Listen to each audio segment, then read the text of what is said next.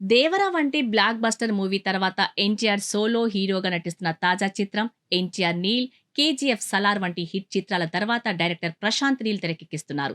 మైత్రి Movie Makers, NTR Arts banner పై Kalyan Ram Nandamuri, Naveen Yerneni, Ravishankar Yalamanchili, Harikrishna Kosaraju pan India స్థాయిలో ఈ చిత్రాన్ని నిర్మిస్తున్నారు. ఈ సినిమాకి డ్రాగన్ అనే టైటిల్ పరిశీలనలో ఉందని ఫిల్మ్ నగర్లో టాక్. ఇక ఇదిలా ఉంటే ఈ చిత్రానికి సంబంధించిన ప్రతిదీ టాక్ ఆఫ్ ది ఇండస్ట్రీగా మారుతుంది. తాజాగా ఈ చిత్రం కోసం హైదరాబాద్ సమీపంలోని ఒక స్టూడియోలో సుమారు 15 కోట్ల రూపాయలతో ఎన్టీఆర్ ఇంటి సెట్ ని నిర్మించారనే వార్తలు వస్తున్నాయి.